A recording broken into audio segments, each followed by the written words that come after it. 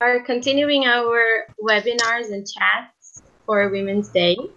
And here we have Lavaughn John, Valéria França, Luciana de Oliveira, and Debora Schisler, together with me, Barbara, and Natalia Guerrero, one of our past moderators. Nati, thank you very much for being here today. I'm going to start. You're awesome. We miss you each and every day of our lives.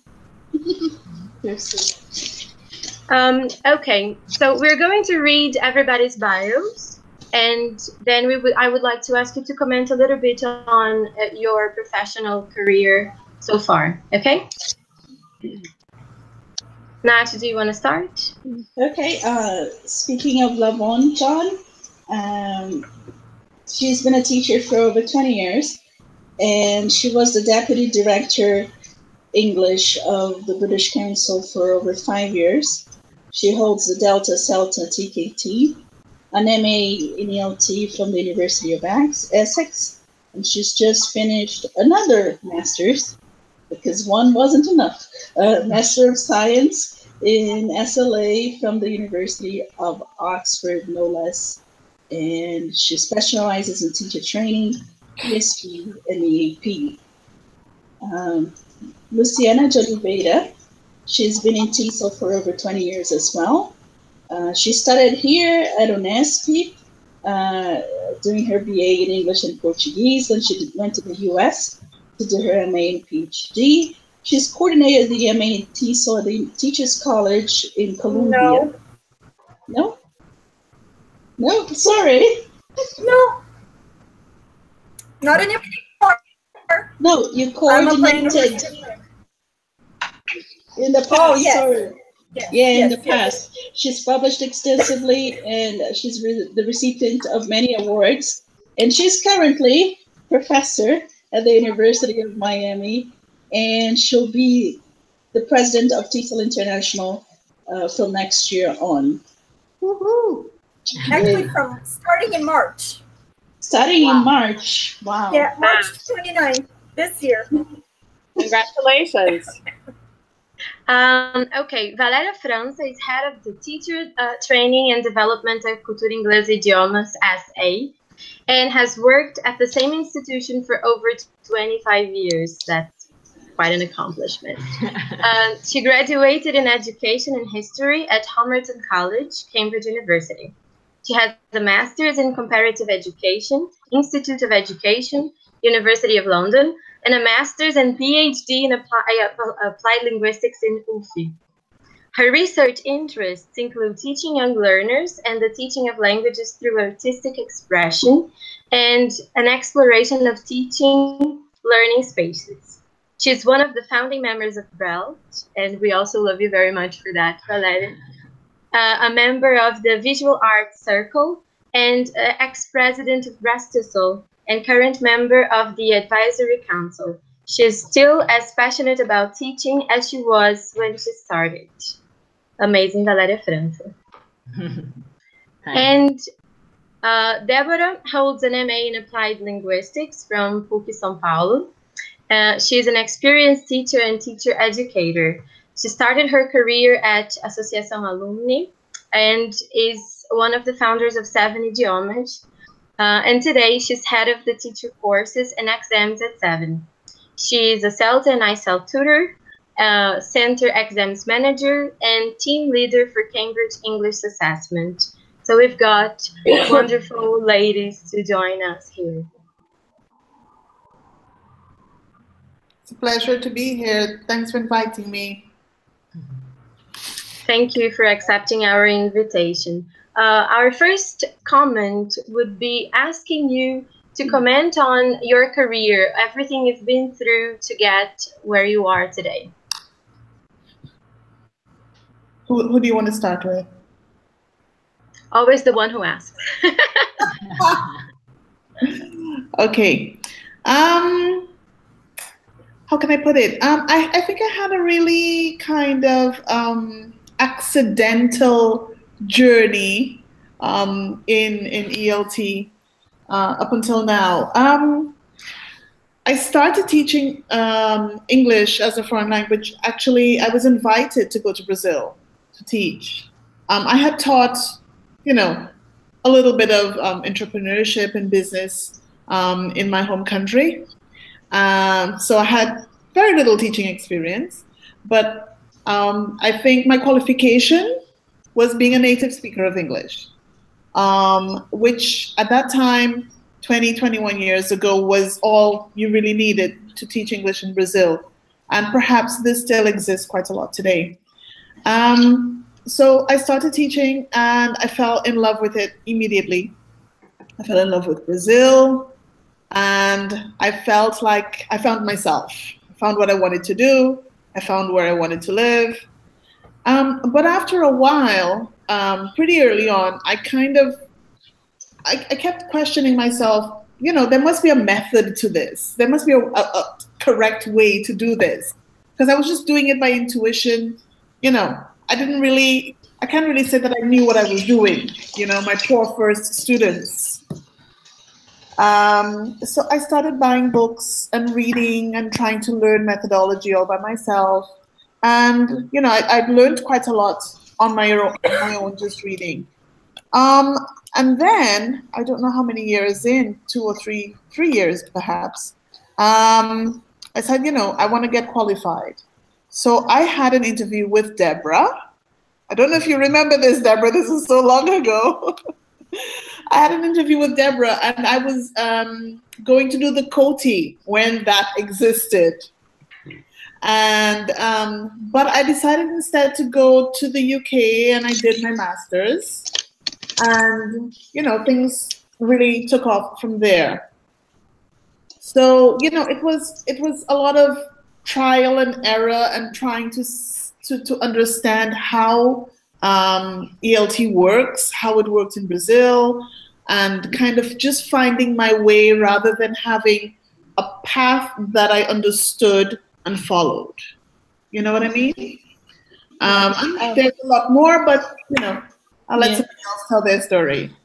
Yeah, the COTI, for those who don't know it, is the precursor of CELTA, the Cambridge. It's the ICELT. Sorry, yes. Thank you. And did anybody stumble into teaching as well? I did. I think probably differently from Luciana and Valéria. I graduated in anthropology in the States, and I came back to Brazil, and I tried working with women. I started at a clinic that did planejamento familiar, and I ended up working with grassroots communities in the outskirts of São Paulo. But obviously that didn't give me enough money to, it didn't give me any money to live off on. So I started teaching at Alumni, as you mentioned. And I fell in love with teaching. And like Lavaughn, I brought my English because I'm a native speaker, even though I'm bilingual. And because I fell in love with it, I ended up getting my master's. And that's what kind of kicked me off into teacher training. Actually, the training came because I opened 7 and someone had to train the teachers. So in a nutshell, that's it. Thank you, Debora. Welcome. Valéria? Yeah.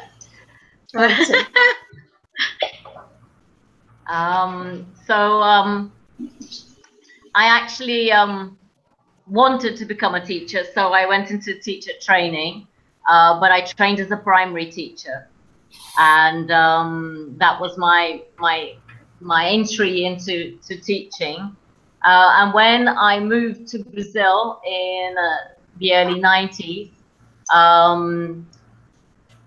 I couldn't teach as a history teacher, which is what I wanted to do, because my degree wasn't recognized, because I hadn't studied Brazilian history. I always find that fascinating. But they recognized me as a teacher, you know. And so I done teacher training for English as a foreign language in the UK. So I began applying to teach, and that's how I began working as soon as I arrived here at Cultura, based on my initial teacher training certificate, which I got at International House in London. So I was always sure about what I wanted to do, which is teaching. In a way, I went into English language teaching, and when I began, soon after I began, I realized it was a whole new world for me. So I decided that I needed to get qualified in the area and learn things which I hadn't learned, such as applied linguistics. And that's when I went back to university here to do the master's. So that was really good for me, and it also gave me time to continue working in a field that I was sure about what I wanted to do. That's what I wanted to do, which was teaching. And gradually, I took the teaching awards as well. Back then, we used to have something called SEALT, which Cambridge used to offer, which was a language qualification. So we took SEALT 1, SEALT 2, and then I went into the later on I took the Delta. I actually took I was the first group here in Brazil to take the Delta. It wasn't modular back then. It was done in one. But so I suppose that's my history with ELT and how I got into teaching. So it seems you were the only one who deliberately got into English language teaching. Perhaps. Yeah. Is that how it went? Yes. Luciana? All right. Yes. So for me, when I was 7 years old, I knew that I wanted to be an English teacher. Wow. I named all my pets English names, whatever I knew. So my sister had a pet named Brown. He was actually black, but he had some brown spots. And I had a little cat named Pink, and he was black. And it's really amazing. So I went when I was about 16 or so, 17. I think from family pressure to not be a teacher because of the situation of teaching in Brazil and challenges and all of that.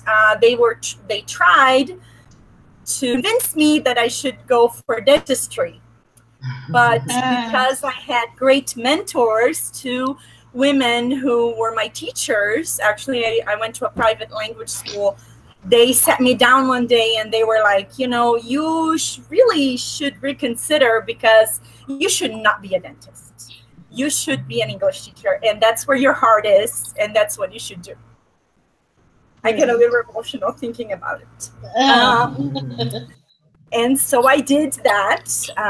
So I started here at Unesp. I didn't go far from home, here in Araraquara, which is where I am now. Visiting family for a couple of weeks. After I finished my bachelor's and teaching credential in Portuguese and English, I moved to the US, and I thought I would just take some English classes and improve my English and come back and open my English school. But then I met the coordinator of a master's program at Cal State East Bay in the Bay Area of San Francisco, and she convinced me that I should go for a master's.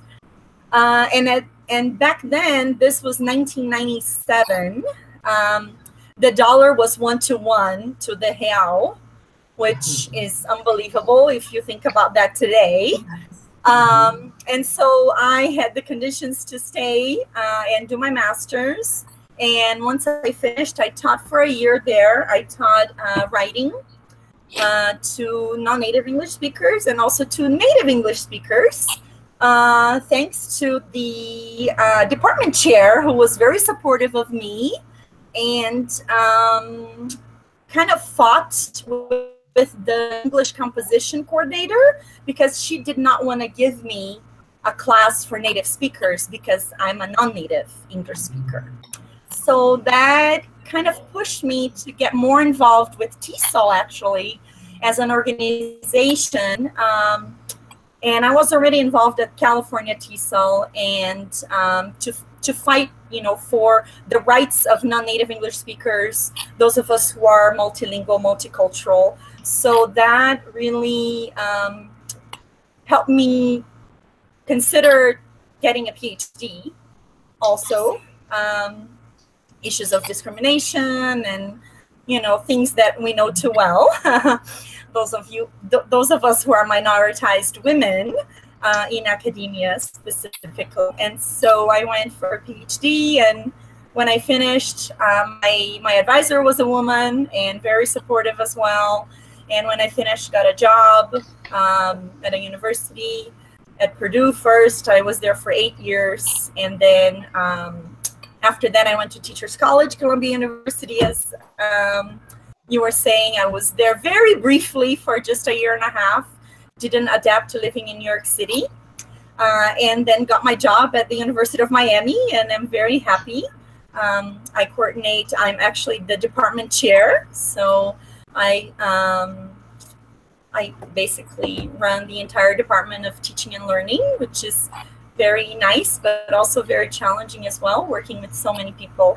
So that's how I got into teaching. So I also taught here in Brazil before moving to the US at the school where the 2 teachers told me I should be an English teacher. So I taught there for 4 years before I moved to the US. And it was very nice. So that's kind of like my trajectory. Wow, wow, wow for all of you. And now you chair a department. Valeria is an academic coordinator of a big language school. Debora is the coordinator and founder of a successful franchise.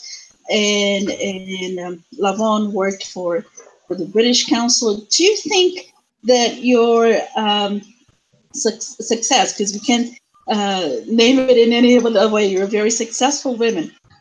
Do you think it may be understood as an indication that there are no gender issues in ELT, unlike other fields, or do you feel you've thrived despite the problems faced by women in our field? Valeria, would you like to? Yep. I find that a tricky question, and I'll say why. I personally, professionally, perhaps except for one moment when I was vice president of Brastisol, I faced some sort of discrimination because I was a woman. And that was one incident, I think, in all of these years, because I actually can't say I felt discriminated at any stage because I was a woman. Neither have I had problems such as different pay packages and stuff like that. Having said that, I think if I look back from who I was when I began teaching to who I am today, I did actually have to sort of re-engineer myself. I think if some of you, if you saw me when I began teaching in the early 90s and who I was as a person and as a woman, I was quite insignificant in terms of who I was. I lacked a lot of confidence. I was very unsure. I was very insecure. I couldn't talk to people. I was always bashful, and I was a very timid person. I hated speaking in front of people. I hated large groups. I only had conversations one-to-one. But at some stage, I discovered that I couldn't be that person anymore. It actually took me to therapy to understand how I could come out of my shell, and that's how I managed to become who I was. When I was a teenager at school in the UK, it was the height of a moment in which women were being empowered to be strong women, women being encouraged to go into the sciences, because that was the real world, which is very interesting. And I remember having assertiveness lessons, and I remember having sort of martial arts lesson to make me a more assertive person. Didn't work. Absolutely useless, because I wasn't ready for any of that. So I think it also takes a trajectory. So I think I may have missed opportunities in the early years of my career, for sure, because I hadn't grown, I hadn't become a woman. I think that's basically it. You know, it took me a long while. I think it took me probably 10 years, my first professional 10 years, to understand who I was. But that's my learning curve, and so I think in these 10 years, yes, there was a gender problem, because I couldn't basically speak in front of men. That was a huge problem for me. It might look funny, but I couldn't do that. So you think that the obstacles you faced were more of an internal nature? They weren't internal. I think it's got to do with, in a way, you know, how I was designed to be as a woman. I think this is interesting. Raised, you know, to be, maybe. Yes, you know, the good a housewife, perhaps, a good mother, perhaps. You know, teaching is a sideline which you can drop when you have a baby, that type of thing. So I think, you know, so that it took me a while to find out who I was. So that was the problem, I think. Yeah, we're not brought up to be assertive most of the time, right? Lavaughn, did you have a similar experience? Yes. I think we can all identify quite a lot. I can certainly identify with what Valéria has just said. But I wanted to kind of look at it from a different perspective. First of all, I think education is quite a female-dominated area in general. And when we look at all areas of education, from primary, secondary, even within universities, you do find a lot of women, even in positions of power. But that, of course, you know, comes with its own issues and challenges. I think when we think of English language teaching, we think perhaps first of the English, then we think of the teaching, but there is a business side of English language teaching, and it is a huge business, which involves a lot of money, and money means power. When we move to that side of the equation of ELT, I think is where perhaps we have many more questions of gender and discrimination, much more than in the teaching, in the classroom side, in the material preparation side, in the editorial side, perhaps. But when it comes to, because, you know, issues of gender are largely issues of power. And money is an issue, is a question of power. So when we put all of these things together, I think that's when we start to see questions of gender emerge, perhaps, much more than in other aspects of ELT. Debora, as a businesswoman, do you relate to that? It's interesting because when we decided to open Seven, I was very happy, and I told my father, and he could not share this happiness. And every time a new franchise branch was opened or anything that was new that happened, I take him a leaflet and I say, take a look, see if you can find out what's new. And he could never see it. It was right there, written, pictures, and he couldn't see it. And so it's interesting because I think a lot of my guts for going out and becoming an entrepreneur actually came from being the firstborn. Yes. I'm the first of 4 children. And so I had to take care of my brothers and sisters. I became a leader very early on as a kid in church and in the community and in my family. But there was always, my dad never valued teaching, even though his father was a school director and a math teacher. His mother was a teacher. But for many years, he would come and kind of bribe me. Listen, I'll pay for you to study. My father was a minister. And so he'd say, I'll pay for you to study theology. I said, I don't want to do theology. And he wanted me to do other things. And it's interesting because I have a brother who's a doctor and a brother who's a photographer. And he always valued their work and undervalued my sister and my work as teachers. And especially as an entrepreneur, he never really understood that. I think the money issue was an issue for him. In opening a school, it takes a lot of guts, especially in Brazil, where there's so many ups and downs.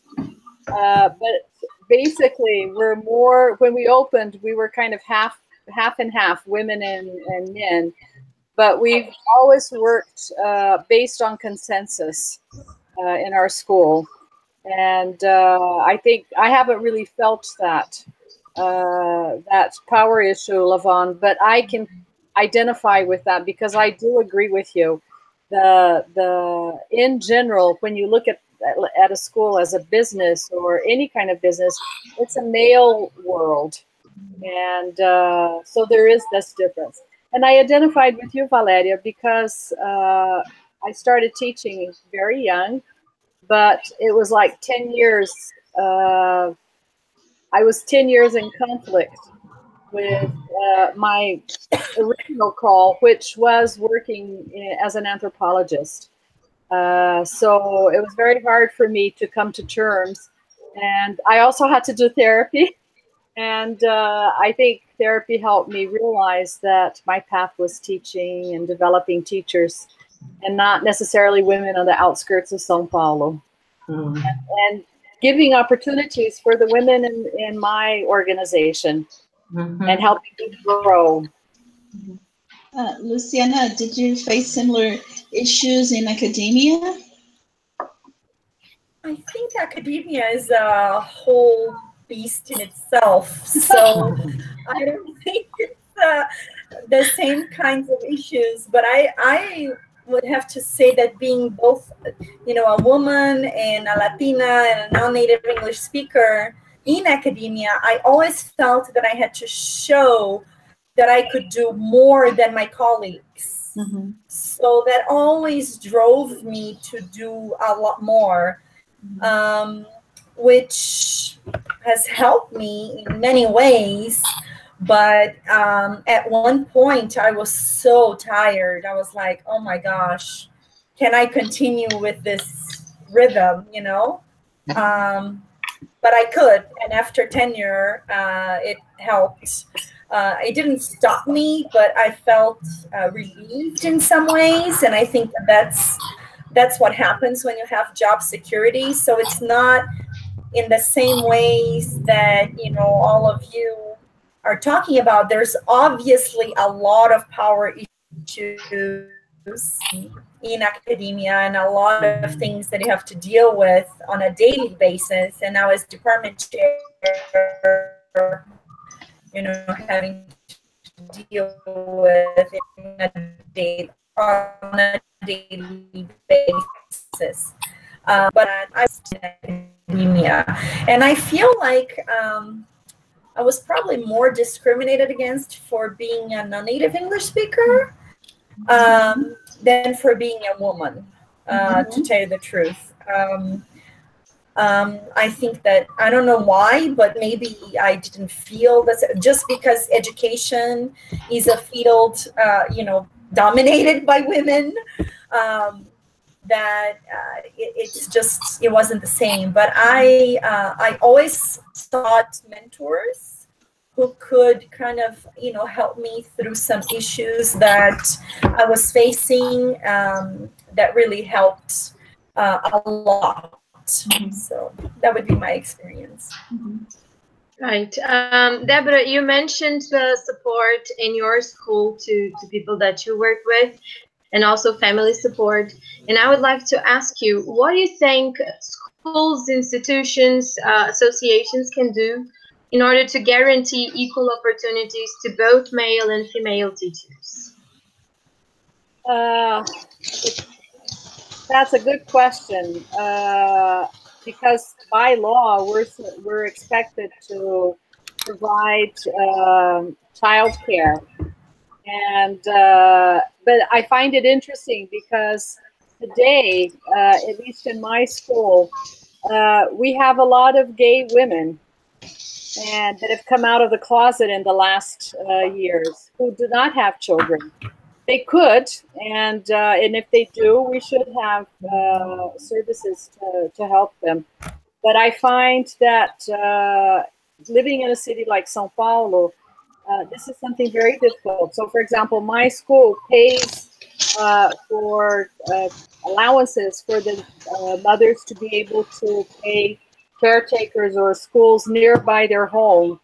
So, for example, we just have a coordinator who came back. She just had a baby, and she is still breastfeeding the baby. And she has to kind of go off into a corner and take out her milk and put it in the fridge so she can take it home and use it during the day. So I think it's still very hard for women who are teaching and bringing up children. We don't offer the support that they need. We don't offer it at all. I think when I think of myself, I had my family lived in Florianópolis. I couldn't count on my mother-in-law, and so I depended on women who worked with me and helped me bring up my two daughters. At that time, I was the owner of 7, so I had to handle that on my own. But I think we're not very sensitive to women who have children, and the money isn't enough because the money can help pay for a school, but I think at least in a language school like mine, the teaching hours, depending on the branch you teach at, it's either early morning and evening because it's an adult school. If you teach in a school, one of the branches where we have more teens or children, I think that's a little more feasible. But it's very hard on the women. But I can tell you for sure that we have less and less women, married women, and those who are married are going to regular schools and going to bilingual programs.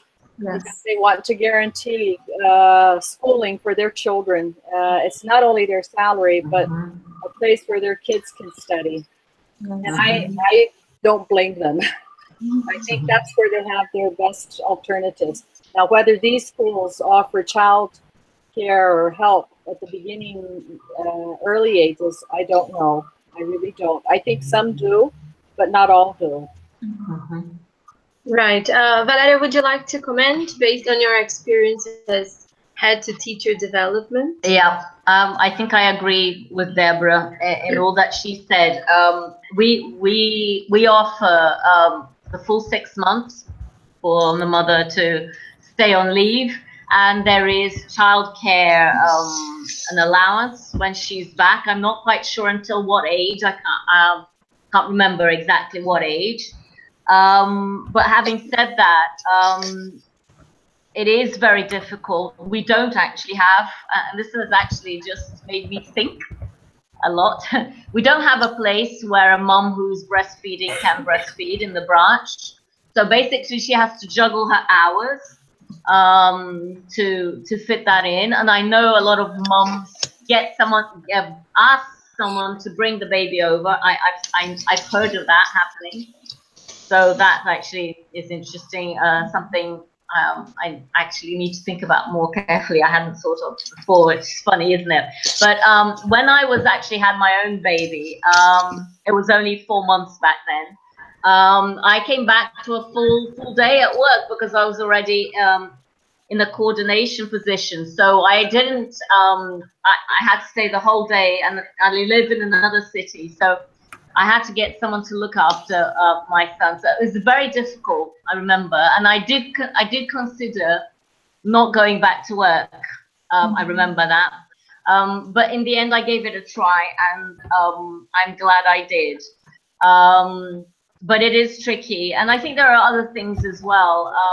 This issue of teachers moving to schools because they can guarantee education for their children. I see that happening a lot. But what I also see, which is interesting, if the teacher stays long enough with us, they complete the cycle. So they will reduce hours whilst their children need to go to school. But once that period finishes, and we do have some teachers who have finished that period, you know, and when their kids are almost getting towards university age, then they take on longer hours with us again. So it is clearly an issue of, you know, what opportunities you offer beside a salary, you know, what else could you offer? So I think that's a very important point. Speaking of support, there's been a lot said about how academia can be a place that is not very women-friendly. Woman-friendly. So, Luciana, do you think it's possible to ensure a safe work environment for women where they feel comfortable and free of humiliation, harassment, underestimation, especially maybe underestimation in academia?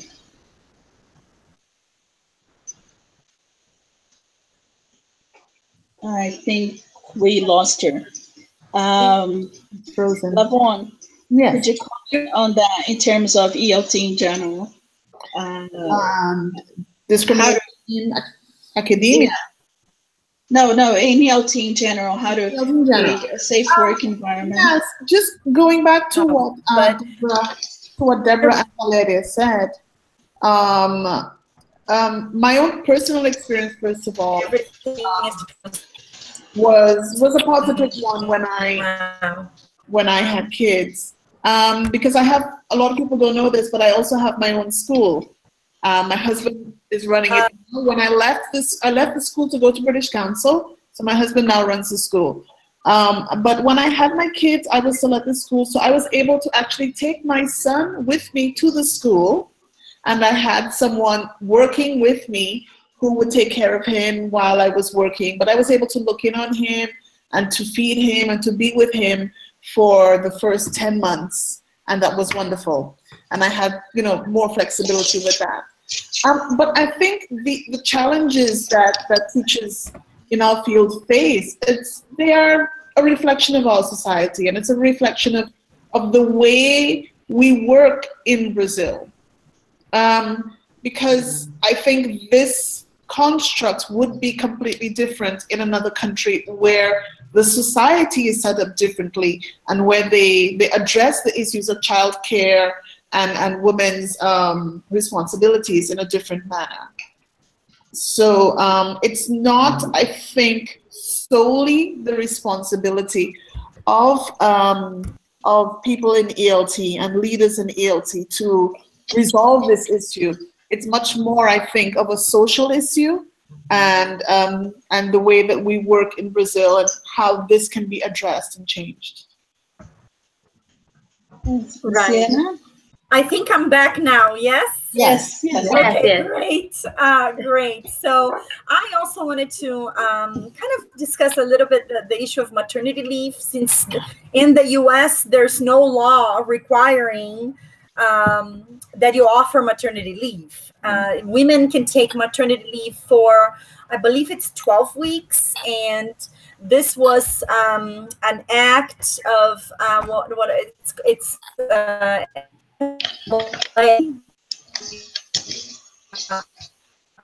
Medical Leave Act 1993. So if you think 1993, that's very recent. And women take unpaid leave. It's unpaid. I'm going to repeat, unpaid. It is just so inequitable to be a woman and have a child and work at the same time. That was actually one of the reasons why I decided not to have children.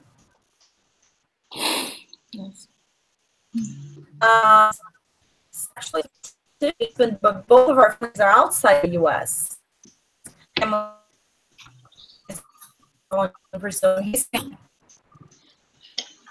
So we didn't have the family we do have.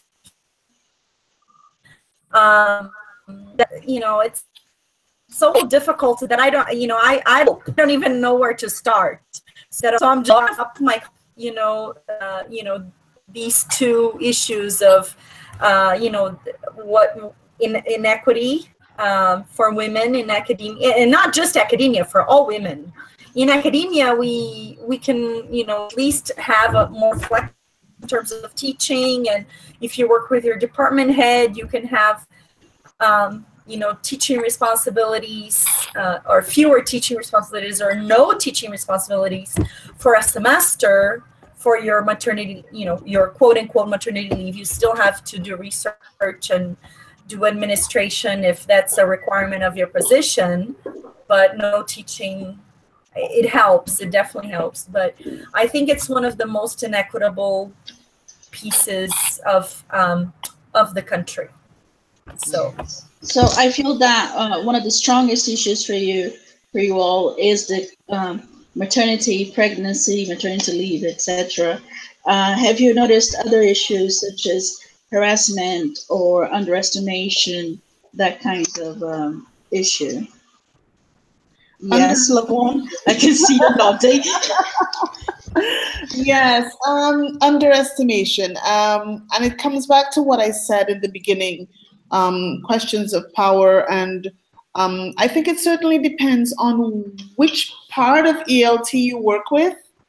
Because I think if you work with more of the academic side, or the, teaching, or even perhaps editorial, perhaps there's much less of that. But when you get to the business side of things, and you start to participate in boardroom meetings and decision making and a lot of money involved, I find that the woman's voice tends to be diminished.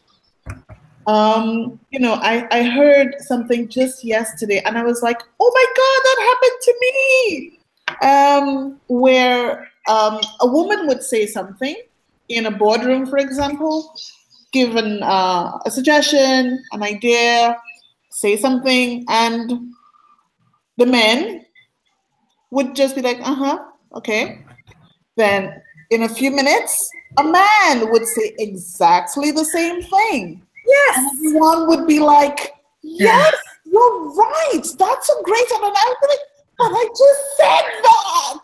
That has happened to me more than once. Definitely. And I thought it was just me. So when I heard this on the recording yesterday, was a politician actually talking about this issue. I was like, oh my God, this is an issue. So our voices as women in positions of power are greatly diminished. And it is a fact of life in, I think all over the world, and in positions of power in general, not just in ELT. Yes, I see lots of heads shaking. Absolutely. There are actually research studies studying those things, specifically looking at, turn taking and what women specifically say, and then men repeat it, and how it's taken by the other members of the group. It is exactly what you've said. And I've experienced that myself as well. And it is very, very common. And I mean, I have said, this is exactly what I've said. I've been explicit enough. Yes. And I've tried to address it in that way, but a lot of times people don't even see it. Yeah, but they don't say it. You say it like that, and people go, "Why are you so angry? I don't understand. Are you PMSing?" The realization yesterday that this is a very common thing actually made me rethink the way that I would deal with this in the future. Because I took it personally. It's not personal. It's a wider issue. So the question is, how do we then deal with it, knowing that this is a problem? How do we go forward and deal with that so that our voices do become heard, and that we are counted as an equal, around the table? Right. Yeah, this is exactly what we were going to ask next. What kind of support you think is necessary for women who are being mentored?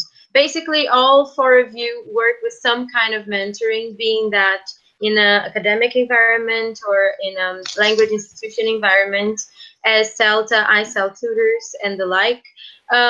What do you think can be done to actually provide the support that women need when they are being mentored?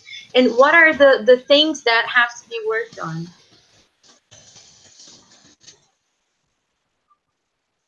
Anybody that wants to start? Debora? Debora? Debora was my CELTA tutor, so I need to call her. She's my life mentor. I think that's a really hard question.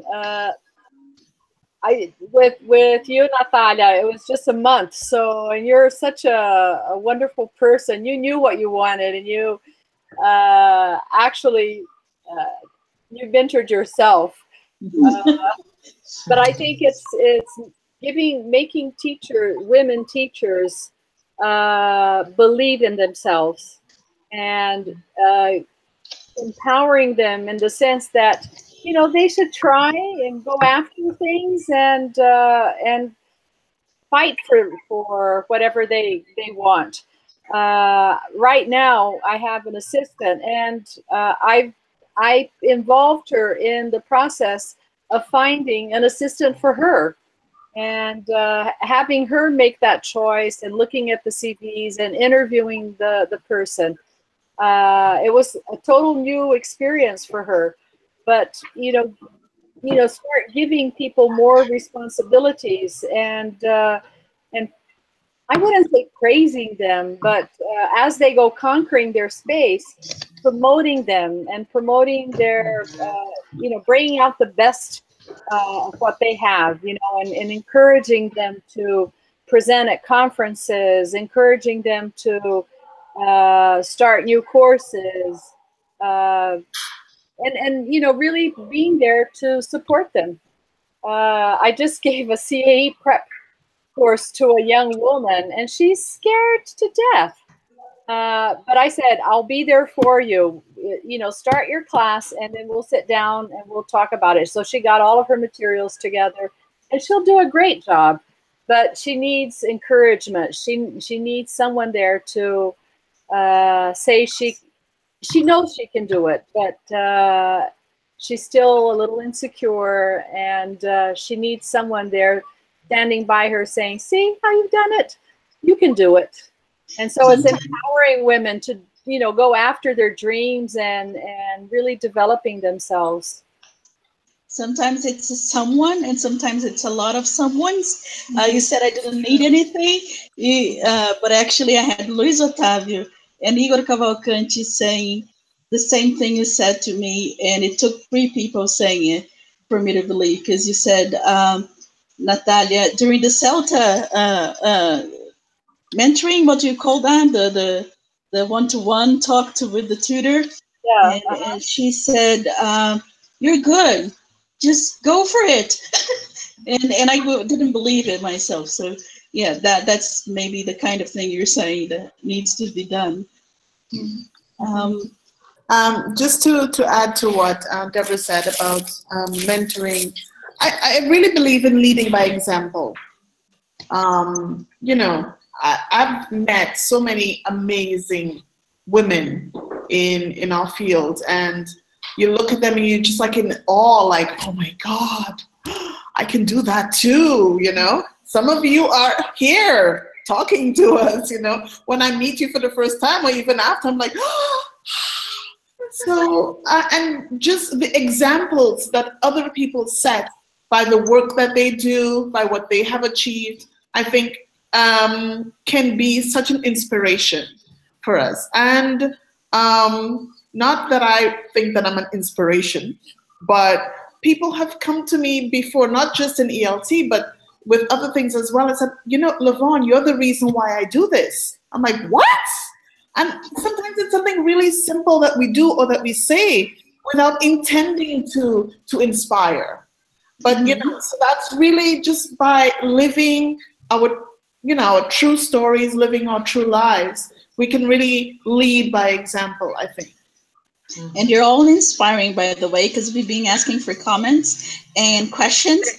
And we only get this kind of question. They're fascinating. They're inspiring. They're the best. They're awesome. I love these women. So I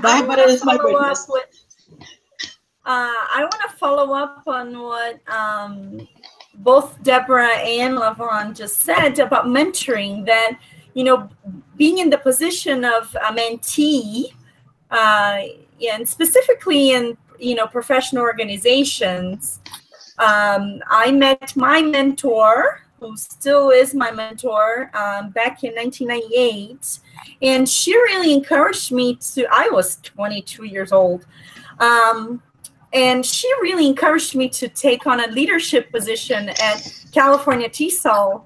And if it wasn't for her, you know, really pushing me, encouraging me, like what Debora said, and, you know, really saying, you can do it, you can do it, I don't know that I would have started, maybe a few years later, but she guided me through every leadership position that that I have taken. And, you know, I'm going to be the first Latina, the first Brazilian president of TESOL International Association. So, and the youngest woman ever. And I think that that's pretty cool. And if it wasn't for her, I don't know that I would have started. You know, we still need a Black president of TESOL. Not had any Black presidents. There you go. You know, representation is really important, both as, you know, we are mentors and mentees.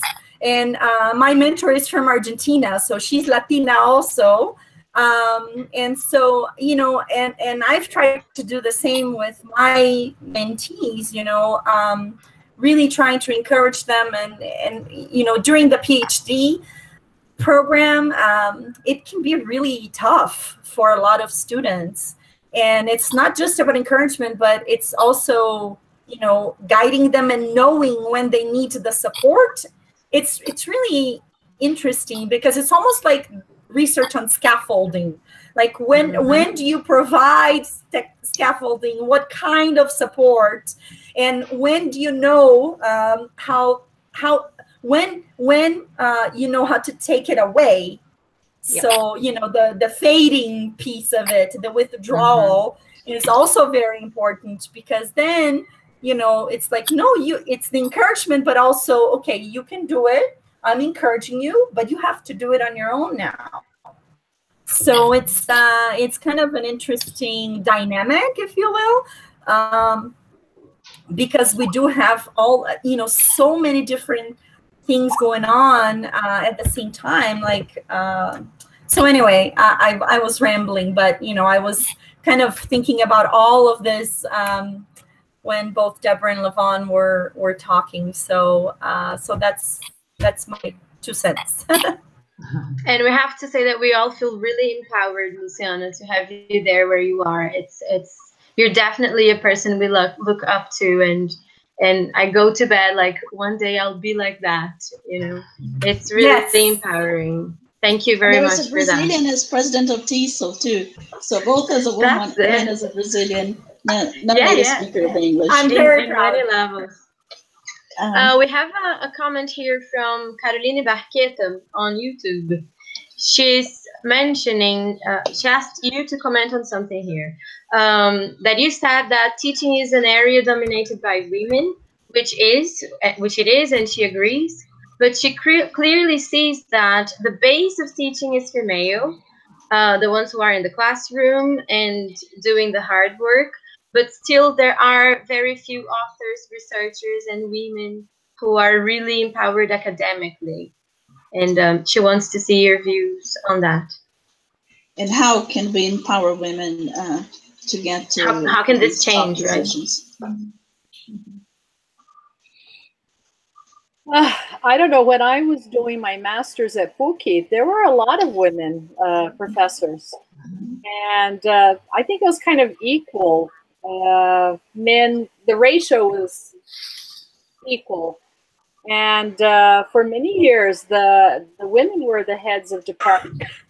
And Barbara, Leila Barbara even became the reitora of PUC. So I don't know. I think there's, I don't have that much contact with academia here in Brazil. I did for a period when I was teaching at PUC, and the majority of the department were all women. Actually, there were very few men in the department. This goes back to a question you asked previously about women versus women. And I remember when I joined the department at PUC, I asked for, I don't know how you say this in English, but probably the program, that ementa, like we say in Brazil. And I never got that ementa. And I clearly realized, because there was another young woman who started with me, who today is a professor at USP, neither of us were able to get this ementa, her ementa and my ementa, so we could actually deliver our courses. So there was obviously some backstabbing going on. And but it was great because I became very close to Valkyria Montemor, who works in the Department of Education at USP today. And together with Lin Mario, who helped us, he was the one who really gave us a lot of support. So I think there was, I'm a very, you know, I don't really, I just kind of take my life and I do things. And, you know, if someone wants to trip me up, I just kind of go on. You know, I don't let them hold me back. But obviously there was backstabbing in the department. But I went on and I did my own thing, and eventually I found the ementa. But yeah, it was, no one knew where it was, no one had it, yet everyone had it. So I think there is competition amongst women, and they're not always friendly, but there are those who are. And I found, for example, a male in the department who couldn't have been more helpful and fantastic. So I think that when she said academia, maybe she meant like methodology book writers. Oh, okay. And, they're all male. Then she clarified it here. Can I say something about this? Yes. I think this is something which we've heard a lot about recently, and you get the fair list emerging in the UK, and now you've got Eve as well to try and redress this whole issue of what we're basically talking about is not who is doing what, but who appears to be doing what. Because I think we see a lot of women book writers, maybe methodology books, but then let's be honest, there are only 2 major methodology books which have actually sold worldwide at astronomical quantities, because it's not something which sells a lot. But if you look at some of the very famous ELT books, there are a lot of women who wrote the book materials, even if they were joint authors. I think the problem is that once you've got a system where you have to do a road show to launch the books and appear at events and etc., I think it basically means that if you are a woman and you have a family, it becomes considerably more difficult. And that I can say that from my personal experience. There are a number of proposals I refused because I just couldn't be outside, couldn't just be away from home every weekend. It was just not doable. So I think there is that side to things. However, what worries me, even though with things like the fair list and these, and I know this from experience, but from organizing events, is that it is very difficult for us to, if we're dependent on publishing houses to finance events, it is very difficult to turn the tables and say, no, we refuse Speaker X because we want a female representative. Honestly, I found it impossible, and I fought hard for it, and I think it's a problem people still face. So unless we find another way of dealing with it, and maybe, and this is where I think we might have the answer, and this is where I think I support things like the Fair List and Eve. If it is actually a grassroots level type of movement, and then we need quantity and we need numbers. If we work together, and I think comes back to Debora's point about backstabbing, which I think happens amongst men and amongst women. I think it's both. And academia is a bonfire of vanities, maybe. Unless we find a way of working together, we won't be able to redress that. So, you know, initiatives such as this one, they're very important because people hear our voices, and it doesn't have to be ours. It could be anyone, any teacher's voice. But we get seen on another level, which I think is important. So visibility is important. Being able to talk about things is important. Being clear about how we feel about things is really important. And perhaps every now and again saying no. It's difficult to say no, but sometimes you have to say no and say, no, we don't want this presenter. So we'd rather not have any presenters. Now, the day we do that will be a real revolution. I don't know when it's going to come. Thank you, Valéria. You've mentioned the Fair List. There are other initiatives, such as the Women in ELT Facebook group. And BRASTISO has its own special interest group called Voices, which has got a project called Voices for Women, where our voices can be heard. But we're drawing to a close, unfortunately. And just as a last question, I'd like each of you to say in one sentence or two a piece of advice you'd give to a female teacher who's just starting.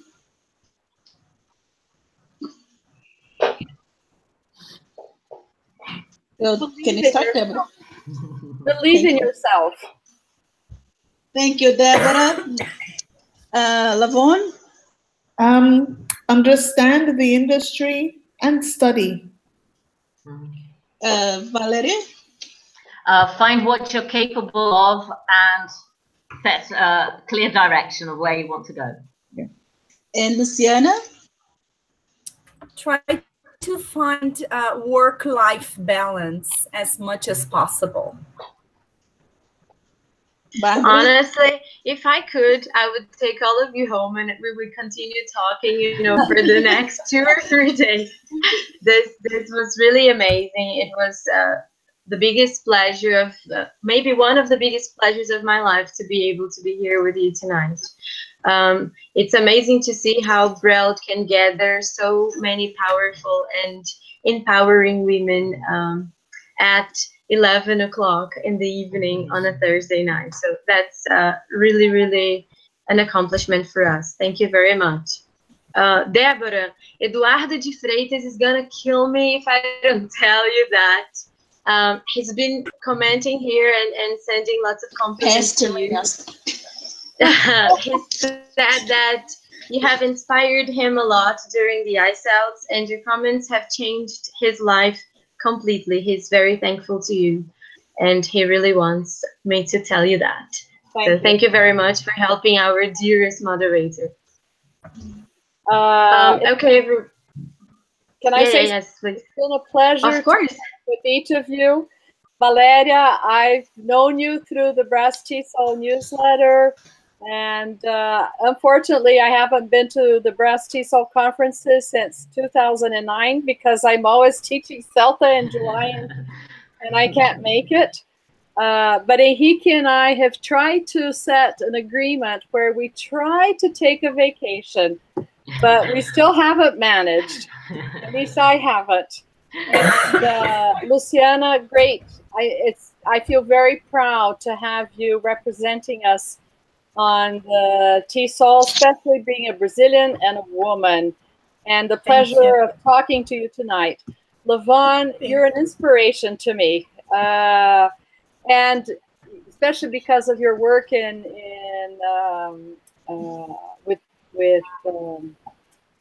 oh darn, what is it? Well, we met the other day. Guys, I'm getting old. I'm forgetting. But anyway, Natalia and Barbara, thanks a lot. I love this new generation that has a lot of energy. The world is yours now. Yes, exactly. So thank you for having built up the path to get up to where we are now. And I'm sure that the four of you have a big say on that. So thank you very, very much. Thank you. Thanks so much for inviting me. Any of you going to Chicago for TESOL? I want to go! Sorry. No? There are I'm people sorry. on route going. There are many people on route going. No. Maybe that's where I'll be giving my presidential plenary. So hopefully all of you can go. Okay. So nice to meet all of you. Bye. I want to say a big thank you here to our previous moderator, Natalia Guerreiro. Nat, it's been a pleasure. Really, thank you very much for helping me out on that. Thank you. Thank you, ladies. Have a good night. Bye-bye. Thanks, Rob, for the Have initiative. a lovely evening. Yes, thank you very much. Bye. Bye. Thank you. Bye-bye. Bye.